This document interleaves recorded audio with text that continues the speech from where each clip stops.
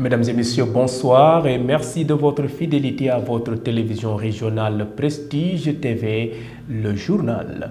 Au sommaire de cette édition, à quelques jours du démarrage du mois béni du Ramadan, les préparatifs vont bon train et les produits de première nécessité sont déjà au rendez-vous.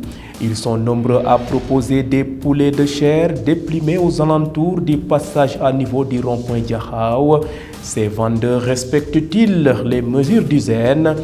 Élément de réponse dans cette édition. Et puis, visite du directeur général de la SONES à Thiès, Charles Fall, accompagné du ministre français de l'hydraulique, a annoncé des projets pour faciliter l'accès à l'eau aux populations. Le suivi de l'actualité internationale et la page des sports boucleront ce rendez-vous d'information. Le développement, c'est après ceci.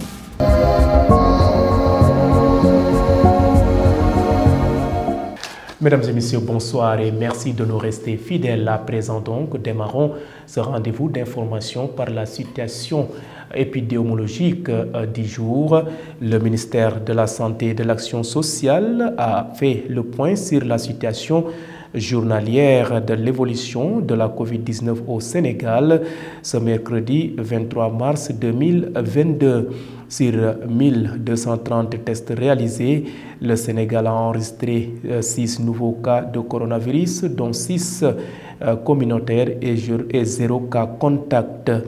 6 patients hospitalisés ont été contrôlés négatifs et déclarés guéris. Un cas grave est pris en charge dans les services de réanimation des hôpitaux. Aucun décès n'a été enregistré le mardi 22 mars 2022. L'état de santé des autres patients reste stable. Santé toujours, les collecteurs et superviseurs du district sanitaire de Pékin étaient en réunion à Thiès dans le cadre d'un atelier de formation et de sensibilisation sur le paludisme et le sida. La rencontre a permis la collecte d'un maximum de données pour une meilleure prise en charge des personnes vivant avec le VIH-Sida et le paludisme. À ce propos, je vous propose de suivre Babacar Thiam. Il est le coordonnateur des collecteurs et superviseurs du district sanitaire de Pékin. Il est interrogé par Ahmadou Bambali et Moussa Mbaye. Cet atelier d'aujourd'hui et demain s'inscrit dans le cadre du renforcement de capacité des organisations de la société civile, dans le cadre de pouvoir aider la société civile à produire ses propres informations, ses propres données sur le plan des services offerts sur les 3 maladies, notamment le palu, la tuberculose, le VIH-Sida, en lien avec la pandémie Covid. Vous savez, la Covid a produit énormément d'effets chez les communautés, c'est-à-dire les personnes les plus vulnérables, que ce soit sur le palu, sur la tuberculose et le VIH-Sida. Et sous ce rapport, donc, il faut essayer de voir dans quelle mesure on peut produire des informations qui permettent de pouvoir améliorer la prise en charge donc, de ces communautés. Le comité a bénéficié par un appel à candidature, un appui du Fonds mondial qu'il est en train de dérouler sur le terrain à travers différents mécanismes, production des outils, c'est-à-dire des fiches de collecte, mais également aussi voir comment renforcer les compétences des acteurs dans le sens de pouvoir arriver à produire des informations de qualité. Cela entre dans le cadre de l'amélioration du système de santé. Et voilà, mesdames et messieurs, je vous le disais en titre, ils sont nombreux les jeunes et femmes qui vendent des poulets de chair déplimés au niveau du marché central de Thiès, plus exactement à côté du passage à niveau au rond-point de Diakhao. Mais qu'en est-il de l'hygiène et de la qualité de ces poulets? Je vous propose de suivre les explications de Madieng Sow. Il est vendeur de poulets au marché central de Thiès. Il est interrogé par Mambiram Sissegei et Ndeye Awassar. Sur place, nous vendons des poulets sur place. Qu'on met dans les chassés. Si tu les achètes, c'est du risque. Je crois bien que c'est du risque. Parce qu'il faut acheter des poulets tués sur place. Et ça, c'est possible. Il faut prendre des poulets déjà morts. Et quelles sont les conséquences? Les conséquences, ça peut apporter... Forum mondial de l'eau. En marge de la rencontre, le ministre français de l'hydraulique avec sa délégation ont visité les réservoirs de l'usine KMS 3 sous l'égide de la Société nationale des eaux du Sénégal. Une usine considérée par ses concepteurs comme étant le plus grand ouvrage hydraulique au Sénégal. Beroza Ravage, que je vous propose de suivre, elle est interrogée par Ahmadou Bambali et Chefal. Donc je suis venue dans le cadre du Forum mondial de l'eau qui se tient à Dakar, avec vraiment envie de voir sur le terrain à quel point le Sénégal se dote et investit dans des infrastructures de développement et de diffusion de l'eau potable, des projets qui sont conséquents et qui sont vraiment exemplaires et qui changent la vie de toute une économie locale, une population, avec une sécurisation de cette ressource, une ressource qui, on le sait, s'amenuise avec le dérèglement climatique. Et donc il nous faut effectivement sécuriser avant tout cet approvisionnement en eau potable. Et on a ici un projet qui est absolument conséquent en la matière. Vous êtes assez vite par ce que vous avez vu ici. Ah oui, et puis alors d'abord dans une réalisation, dans une période, on le sait, de Covid, de crise sanitaire, économique, qui a rendu vraiment la tenue des travaux parfois plus compliquée. Et pour autant, les délais ont été tenus et la réalisation donc est opérationnelle. Et on le voit, on s'ouvre même aujourd'hui à de nouvelles tranches de travaux parce que la réussite est exemplaire et nous encourage vraiment à accompagner ces nouveaux projets. Et voilà, KMS 3 bis ou KMS 4, nous verrons. Les ingénieurs et tous les acteurs ici réfléchissent à ce que seraient les meilleures solutions pour, au niveau technique et en termes d'ingénierie, répondre à de nouveaux besoins, des besoins à nouveau qui vont toujours croissants. Et donc il faut qu'on trouve ces solutions. Et restons toujours sur cette visite. Le directeur général de la SONES, la Société nationale des eaux du Sénégal, qui a dirigé cette visite, a magnifié les efforts considérables de l'État du Sénégal dans le secteur de l'hydraulique. Il a annoncé des projets pour faciliter l'accès à l'eau des populations. Je vous propose de le suivre. Il est au micro de Ahmadou Bambali et Chefal. Aujourd'hui, une confiance renouvelée de la part des partenaires techniques et financiers et notamment du gouvernement français, avec qui nous sommes déjà en train de travailler sur l'actualisation de notre principal outil de planification, à savoir le schéma directeur, pour que nous puissions entrevoir ensemble et avec l'ensemble des parties prenantes les solutions viables qui pourront nous assurer une bonne alimentation, en tout cas en eau potable des populations jusqu'en 2050. Parce que ce que nous avons réalisé avec sous l'impulsion et la vision de M. le Président de la République, à savoir la 3e usine de Kermoma-Marsar et la nouvelle usine de Ressalma, nous permettront d'être sécures, d'être confortables dans notre alimentation, en tout cas pour l'axe Dakar, Thiès et Petite Côte. Petite Côte qui a été raccordée à KMS 3 il y a à peu près une quinzaine de jours. Jusqu'en 2026, on est confortable. Maintenant, avec du moins jusqu'en 2030, on est confortable. Maintenant, d'ores et déjà, on commence à envisager peut-être un KMS 4, peut-être une autre usine de ressalement que la Grande Côte. Et des pistes même sont aujourd'hui avancées sur un grand transfert, comme pourquoi pas, surtout quand on s'en réfère à notre side event d'hier, pourquoi pas un projet comme celui du canal du Cayor où on transférerait de très grands volumes d'eau jusqu'à Thiès, qui est un peu là où nous sommes à 120 mètres par rapport à Dakar. et où nous pourrons transformer cette eau, la traiter et puis la distribuer aux populations. Donc nous sommes sur des pistes afin que nous puissions plus revivre cette même situation de retard dans les investissements. Demain se prépare aujourd'hui.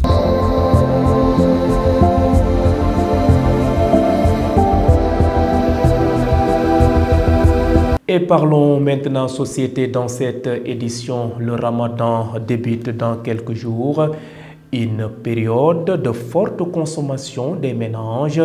Nos reporters Mambiram Sissé-Gueye et Chefal sont allés au marché central de Thiès pour voir si les étals sont bien achalandés. Reportage. Dattes, lait, sucre, rien n'est laissé au hasard pour le Ramadan qui approche à grands pas. Modou Gueye, vendeur, nous parle sur la disponibilité des produits.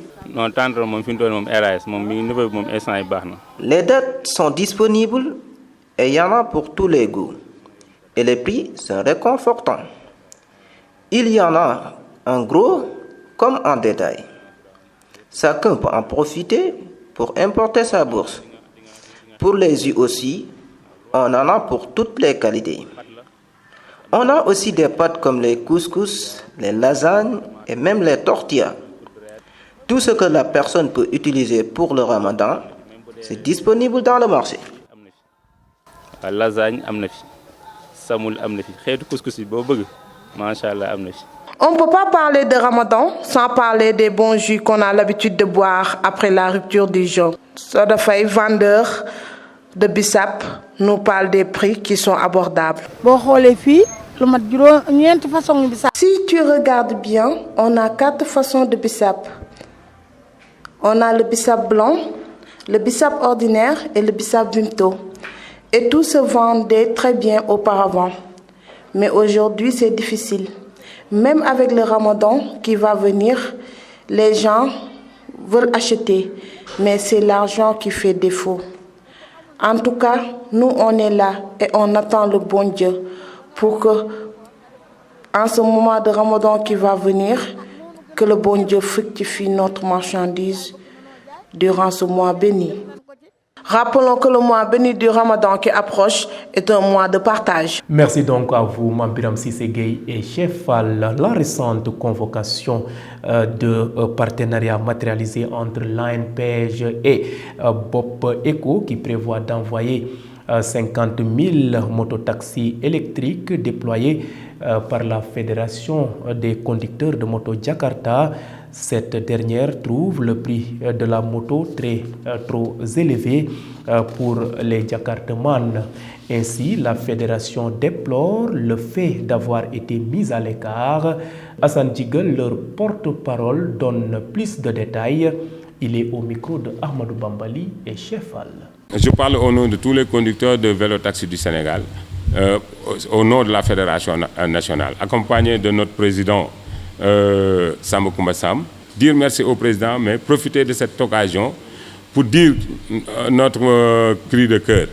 Parce qu'on avait des projets, on avait un projet de tricycle que le président de la République avait demandé à la DER qu'on puisse le financer autour de 1 milliard de francs CFA. Aujourd'hui, il y a Bob Co qui est là, qui veut prendre ce projet-là, le faire avec ANPEJ. Le créer avec ANPEJ sans les conducteurs de vélo-taxi Jakarta. Parce que vers le 17 mars, on a regardé au niveau de la presse, le ministère de l'Emploi, ANPEJ et Bob Co qui ont signé un partenariat pour amener des tricycles électriques au niveau du Sénégal, plus de 50 000 motos. Bon, d'autant plus que ces motos coûtent très cher. Parce qu'aujourd'hui, un conducteur de vélo-taxi Jakarta ne peut pas verser 150 000 francs par mois durant 3 ans. Ça va lui faire 5 millions et quelques. Non seulement on n'a pas cet argent, mais nous ne voulons pas ces tricycles électriques. Parce que ce n'est pas adéquat par rapport à notre société. Ce n'est pas adéquat par rapport à notre climat. Nous avons nos Jakarta. On avait un projet de tricycle, mais pas électrique. Mais non, eux, ils sont là pour nous contourner et aller travailler avec ANPEJ et le ministère de l'Emploi.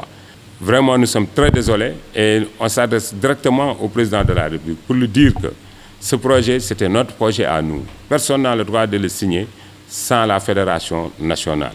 Même s'ils disent que c'est pour créer de l'emploi au niveau de la jeunesse, au moment où les conducteurs de vélo taxi Jakarta sont plus de 230 000 conducteurs au niveau national, s'ils veulent créer de l'emploi, ce n'est pas comme ça qu'ils doivent le faire. Ils doivent contacter tous les conducteurs de vélo taxi Jakarta d'abord, parce qu'eux, ils sont les membres. Il y a la fédération qui est là.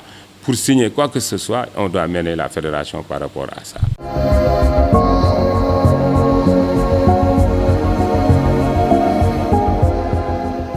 Place maintenant à ce qui fait l'essentiel de l'actualité nationale de ce mardi, marqué par la prise de 9 bases rebelles en Casamance, le développement.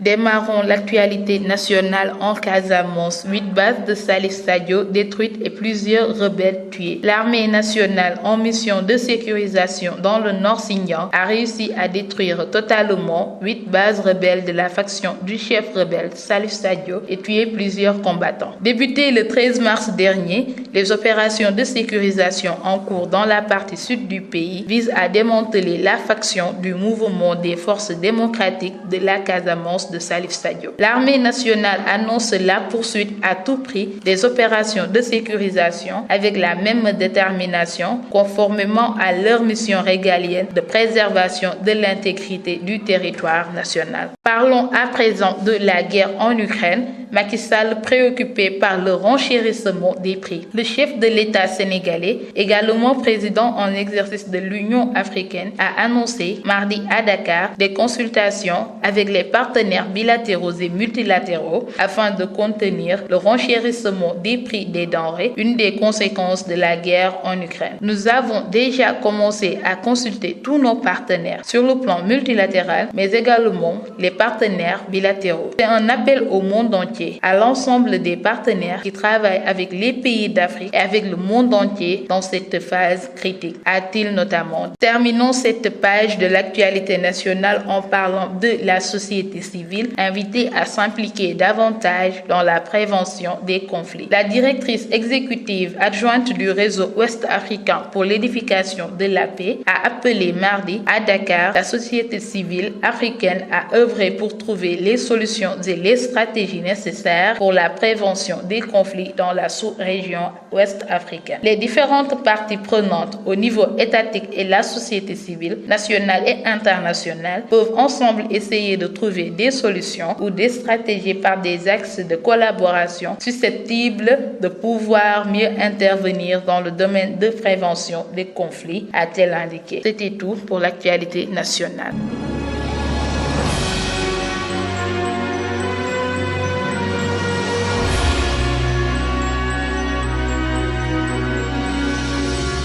Et sur l'international, le colonel Mamadi Doumbouya a procédé ce mardi au lancement des assises nationales en Guinée-Conakry, le suivi de l'actualité internationale sur Prestige TV. Démarrons l'actualité internationale au Burkina Faso. S'est tenue la première réunion de l'Assemblée législative de transition. Le président de l'Assemblée législative de la transition est le professeur Aboubakar Tougeni qui aura donc la mission de conduire les débats au sein de l'hémicycle. Il entend apporter sa contribution à l'œuvre de refondation annoncée par le mouvement patriotique pour la sauvegarde et la restauration. En Guinée, le colonel Mamadi Doumbouya a procédé ce mardi 22 mars au coup d'envoi des assises nationales. Le président de la transition conçoit ces rencontres qui dureront jusqu'au 29 avril comme des journées du pardon et de la vérité. Seul bémol, plusieurs dizaines de partis politiques ont boudé l'événement. Déplorons le manque d'informations autour de ces assises. Les assises nationales sont au-dessus de toutes les considérations politiques, ethniques, religieuses de notre nation, ajoute le président de la transition, a-t-il indiqué. Terminons en République centrafricaine où un ex-responsable militaire des Anti-Balaka, Maxime Mokom, a comparu mardi devant les juges de la Cour pénale internationale. Arrêté au Tchad fin février, il avait été envoyé à La Haye le 14 mars sur la base d'un mandat d'arrêt confidentiel émis en décembre 2018. Il est soupçonné de crimes contre l'humanité et crimes de guerre commis en 2013 et 2014 en Centrafrique. C'était tout pour l'actualité internationale de ce mercredi 23 mars 2022.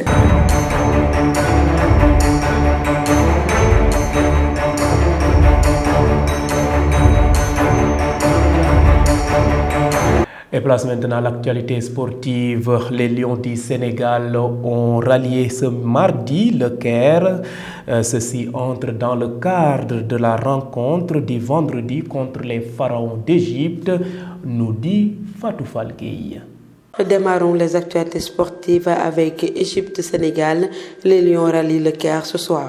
Après 3 séances d'entraînement au grand stade de Marrakech, les Lions du Sénégal font leur bagage à direction le Caire où ils vont affronter l'Égypte dans le cadre des barrages du Mondial 2022. Les Pharaons reçoivent les champions d'Afrique ce vendredi 25 mars. Le match retour aura lieu mardi prochain à Dakar. Ensuite, sécurité et organisation, les portes du stade Abdoulaye Wade seront ouvertes à partir de 10h pour le match Sénégal-Égypte. Tout sera mis en œuvre pour permettre aux supporters de venir tranquillement au stade Abdoulaye Wade de Diamniadio le 29 mars prochain pour assister au match de football entre le Sénégal et l'Égypte. Parmi les mesures sécuritaires qui ont été prises, il a été décidé par le comité local d'organisation d'ouvrir les portes du stade à partir de 10h GMT. Une mesure qui devrait permettre aux organisateurs d'éviter de faire face à un rush au niveau des alentours du stade. Terminons avec Open Press.